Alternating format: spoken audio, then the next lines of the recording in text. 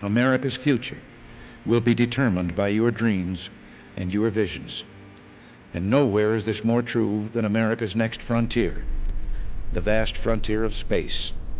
The space age is barely a quarter of a century old, but already we've pushed civilization forward with our advances in science and technology.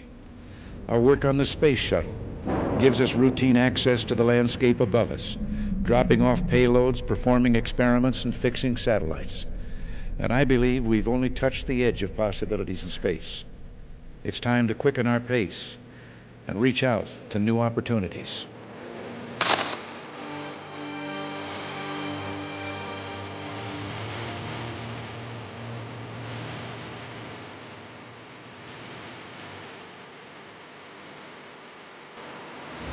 For decades, that next frontier was a benign environment, a place of exploration, of innovation, and a strategic advantage for the few nations who could afford to access it.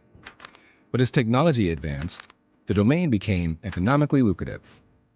Participation in space expanded, and national interest grew. Today, space is like oxygen to us.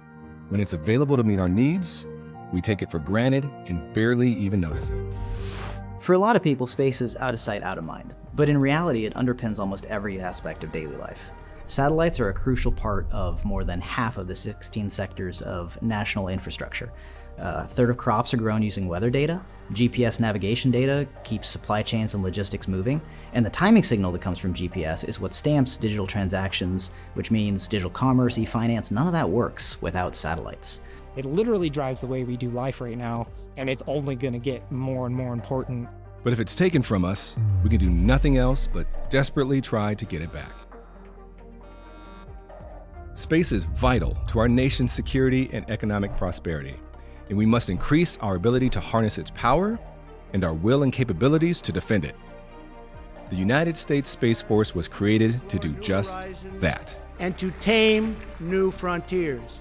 Semper Supra. As our motto says, always above. Operating 24/7 to provide and protect capabilities that are critical to the joint force and the American way of life. In just the last 5 years, the space domain has gotten incredibly congested. When the service stood up, there's about 25,000 objects in space. Now, daily, we track 46,000, and that number is growing all the time. That's almost double, and it's not slowing down. But space is not just congested, it's also contested. I think traditionally, it has been viewed as a collection of space activities.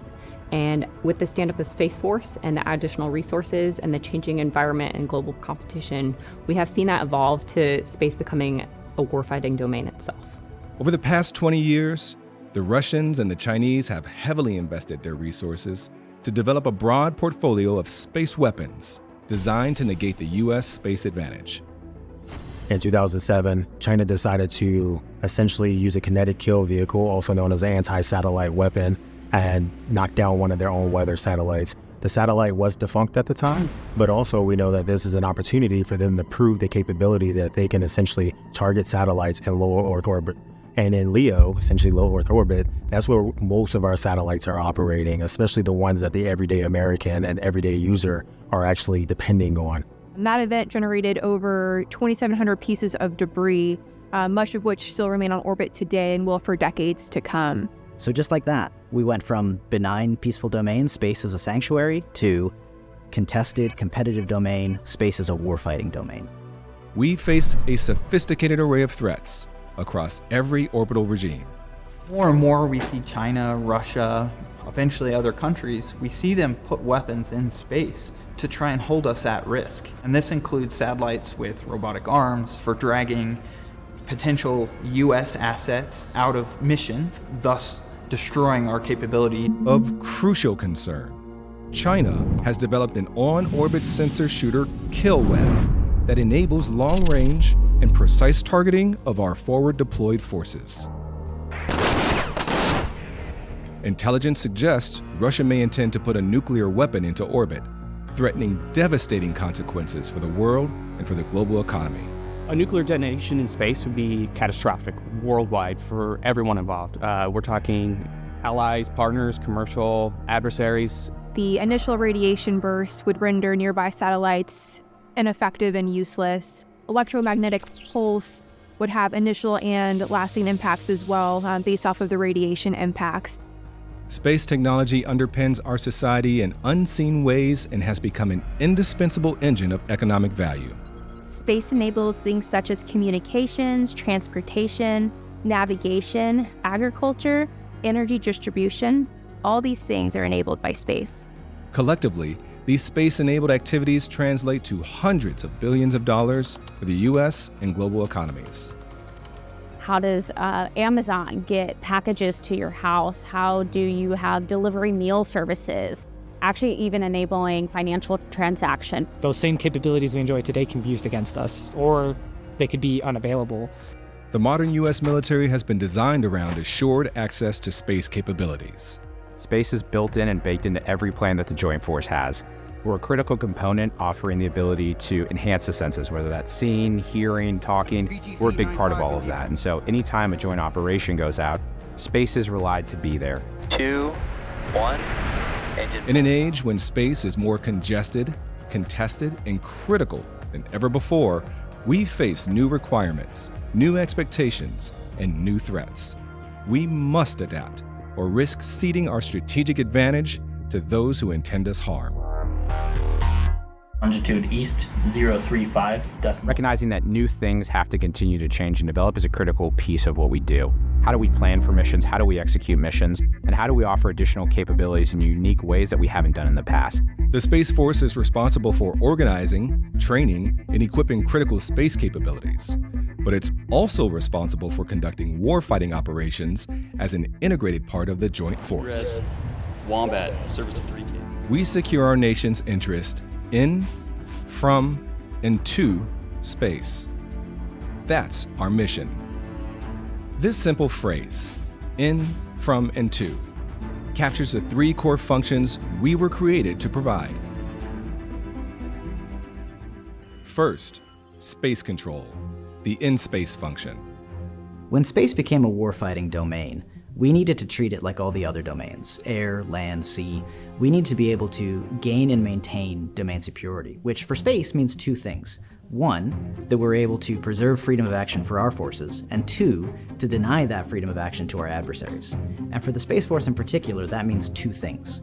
First of all, we need to protect the capabilities that we have in space, the things that provide the enabling services for the Joint Force and for the Combined Force writ large. But secondly, and this is the really new mission, we need to be able to defeat adversary space power that could target our forces on the ground. In particular, we're thinking about the Chinese kill web, this interconnected sensing and targeting network that extends their reach and their precision of strike. If we're not able to defeat that, then we're putting our forces at risk. That means we must be able to assure continued use of our satellites and deny our adversaries the use of theirs at times and places of our choosing. We accomplish this through three dedicated mission areas: orbital warfare, electromagnetic warfare, cyberspace warfare, preventing our adversaries from using the space and counterspace systems that hold us at risk while protecting friendly systems from attack. Second is global mission operations. Think of it as the from aspect from space. I was thinking about this, the terrestrial support. So from space down to the ground users, what are we providing them? And that could be a range from SATCOM to GPS, missile warning, battle space awareness, all those functions that we're actually providing out to everybody on the ground. CLC-4. Space has never been more critical to the security of our nation, and the success or failure of the Joint Force depends heavily upon the capabilities we present. So we have our precision targeting using GPS. We can use these to accurately pinpoint where we want to strike and then strike within meters, even sometimes feet of where we want to be. We also have our military satellite communication that all branches can use to talk to whoever they need to talk to. So if the Navy needs to talk to maybe a nuclear sub, they can use satellite communication in that case. Subcom report. Overhead, we have our missile defense as well. So in satellites, they can detect launches of missiles using their heat signatures, using their infrared. That can be given to any branch that needs it. So whoever's on the ground, deployed, downrange, can use this information to know when a missile is coming. Early missile warning is essential for saving American lives, and it provides a protection that most Americans probably don't even realize is there. However, If they were aware of the risk, they would surely be appreciative of the protection the Space Force provides. Finally, Guardians secure our nation's interests to the space domain. Space access is about launching our assets into space. Being able to achieve that access in various orbits is highly critical to our success. Space superiority starts with getting to space. If we're unable to do that, then we can't provide those critical capabilities to the everyday user or to the warfighters downrange. We have 3 mission areas that support this function. Satellite control, enabling telemetry, tracking, and commanding mission control through the infrastructure, networks, equipment, and connectivity that allows us to communicate with our satellites. Spacelift, the delivery of spacecraft and other payloads to and from space. And range control, providing safe and secure ranges for space launch operations. Underpinning these core functions are cross-cutting activities we refer to as enterprise functions, because without them, our enterprise would falter. The most notable include intelligence and space domain awareness, the foundation of all we do.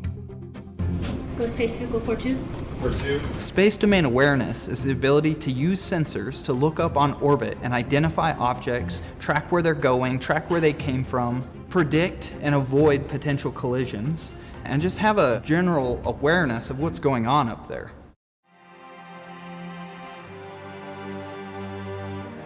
The men and women who execute these functions every day are known as Guardians. It's a reference to our Air Force Space Command heritage, whose motto was, Guardians of the High Frontier.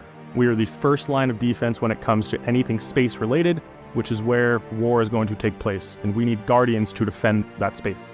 Of all warfighters, Guardians are uniquely and specifically trained, educated, and experienced in warfighting activities in, from, and to the space domain.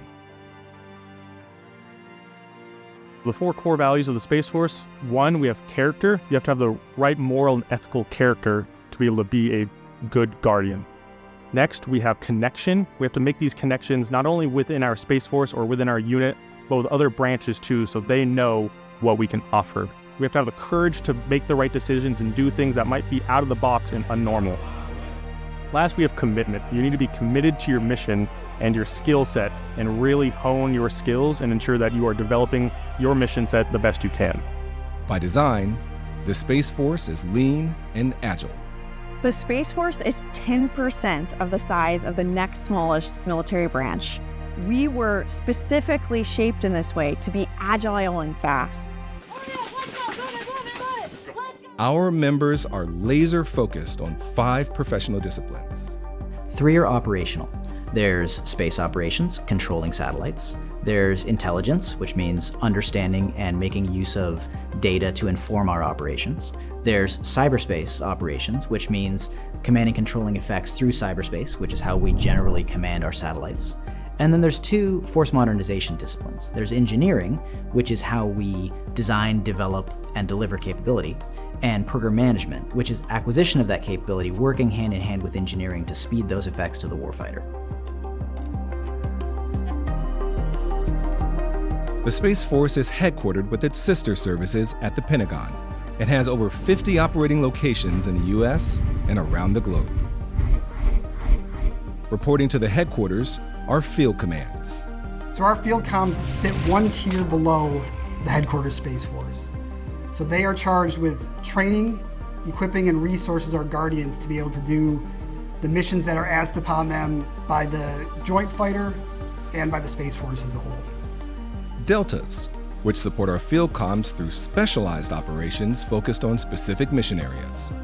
Deltas kind of group up a big amount of work. So maybe we have MilSatCom in one delta or PNT in one delta, things like that. And squadrons, tasked with specific mission sets and activities. Space Operations Command is charged with generating and presenting combat-ready intelligence, cyber, and space forces to the combatant commands. Space Systems Command acquires, develops, delivers, and fields dominant, integrated, and resilient warfighting space capabilities. SSC also operates 2 spaceports, ensuring the safe and secure delivery of payloads to orbit for military, commercial, and civil missions alike. Space Training and Readiness Command prepares combat-ready Guardians to fight and win in contested, degraded, and operationally limited environments. STARCOM accomplishes this through development, collection, and execution of training and education programs, threat-informed test and training systems, and realistic threat presentation for advanced training. Like our sister services, the Space Force must prepare and present forces and personnel to every combatant command. We'll do this through our service components, the building blocks of the Joint Force. For space power to be effective, it needs to be integrated into our joint force, which means into our combatant commands. So if we're going to present space forces for combatant commanders to direct, we need to have a touch point that connects the combatant commander with the service forces that we provide. That's what the service component is. The Space Force has brought a level of clarity and focus to operations in, from, and to space that the Department of Defense didn't have before. Mission: rendezvous with a flight of strategic bombers. While Air Force Space Command is the history and the legacy of the Space Force, as a separate military service, it's our job to contest and control the domain, to achieve space superiority. And that's something the Space Force is doing as we execute warfighter ethos and a warfighter mentality. How are we bringing our space capability to the fight? Our establishment isn't yet complete. We're still maturing into our role as a discrete warfighting service. GPS vehicle 42. Go space vehicle 42. Despite all we have accomplished, despite our vast array of capabilities, and despite the dedication of our Guardians, the transformation we require is daunting. As the Space Force mission grows, so does the responsibilities of all of us, and we need to grow with them to meet the challenges today as well as the challenges tomorrow. We have to, again, continue executing all of those legacy missions, which we can't stop doing because the Joint Force is relying on those. We've put a lot of the critical foundation in, we put in the groundwork, but the work is going to be ongoing, and it's on Guardians to get us there. We must transform from an organization that takes advantage of a benign domain into a warfighting organization. One that has the equipment, training, and doctrine to contest the domain and provide critical effects in the face of a determined adversary. This critical transformation requires new resourcing levels.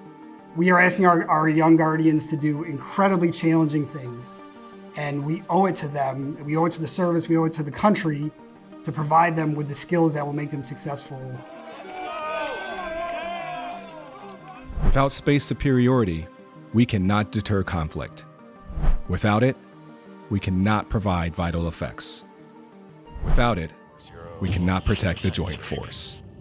Until we have built the infrastructure needed to achieve it, the Space Force is a work in progress.